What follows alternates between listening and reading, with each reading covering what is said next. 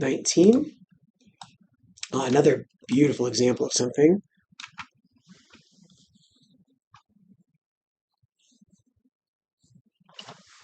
Okay, so here we have another kind of lobular collection of cells within the dermis. If you go to slightly higher power just to kind of see what's going on, we do see some of those like clefting around the lobules. Yeah.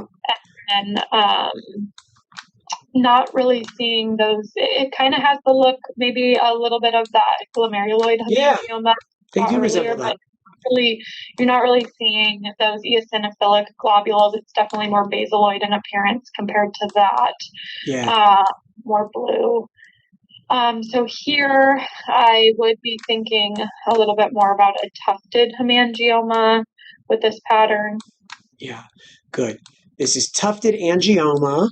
In the olden days, I think it was also called angioblastoma of Nakagawa, but I don't think that name's used anymore. And the other name for this is Kaposiform hemangioendothelioma. And I get there's a lot of debate and angst over this, but these are Dr. Weiss also, she really was interested in vascular tumors and wrote a lot of the major papers on them. She wrote basically one of the major first large series about Kaposiform hemangioendothelioma. And she told me, and I hope I'm not misquoting her, but when I was a fellow, so maybe her views changed since then, but that she viewed this entity, Kaposiform hemangioendothelioma, and tufted angioma in the derm path literature as the same thing. They are microscopically identical. It's kind of a matter of nomenclature. People tend to use Kaposiform hemangioendothelioma for large, big, often deep lesions, particularly in babies, where when they're large in an infant, they have a tendency to trap platelets and produce something called Kasabach-Merritt syndrome, which can be life-threatening. And it's most people survive with this tumor, but a small subset, maybe 10% or so, may die from it. But the ones that die, almost always, it's the large ones in babies and they die due to the platelet consumption and bleeding and hemorrhage, fatal hemorrhage. So I've never seen a patient die from it, but these are quite rare. I've only seen a handful in my whole career. All right. So when they're small and superficial lesions in the skin and they're little, people tend to call them more tufted angiomas. And whatever name you call it in that setting, it doesn't really matter because they basically don't have the same clinical significance as the big ones. Okay. But the WHO soft tissue book has tufted angioma and Kaposiform HE as a slash between them, basically as equivalent entities. That's how I sign them out in my practice. The main thing is, how do you control them? I've seen ones that are superficial, but that are kind of large plaques that have been present for many years or even since birth, but are not huge, and they're maybe in teenagers. So what do you do? Like cut the whole thing out? That's pretty morbid. Sometimes people have tried using drugs like sirolimus on them, and they do sometimes respond, but not always will they go completely away. So I don't know the full answer to exactly how to manage these. What I will tell you is that even though they are considered hemangioendotheliomas, meaning a vascular tumor of somewhat intermediate malignant potential, and I will point out each hemangioendothelioma is not like a morphologic subtype. There's not one thing called hemangioendothelioma that has multiple different pattern subtypes. Each hemangioendothelioma is a totally distinct, unrelated entity.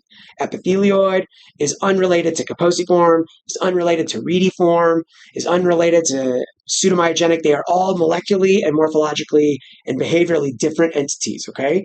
So that's really important to know. And I know it's confusing nomenclature, but these basically, to my knowledge, distant metastases have never been reported, as far as I know. And some lymph node metastases have been allegedly reported, but there's some debate over whether those are truly lymph node mets versus kind of regional involvement that also involve the lymph node, because they can be multifocal but not metastatic, right? I saw one that was in a young kid not long ago where they had a big plaque, and then they also had some nodules deeper down in the soft tissue next to bone, and they had been there for a long time, just kind of smoldering along. So potentially even since the person was a baby, maybe they had been there, and just it wasn't recognized, the deeper nodules until they did imaging. So in any case, Kaposiform endothelioma / tufted angioma, they can have some resemblance, like you said, that looks a lot like glomerular hemangioma.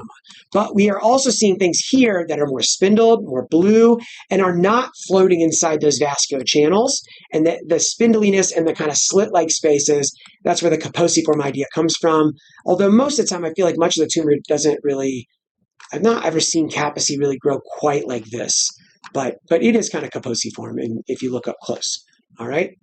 So, and then they have those hypercellular nodules that are spindly, and then in the background they usually have dilated lymphatic channels, and sometimes they bulge into those a little bit. Sometimes the lymphatics are back away from the main thing, but that's a common feature. Dilated lymphatics are almost always present in the background of this entity. Big dilated lymphatic probably right there. All right.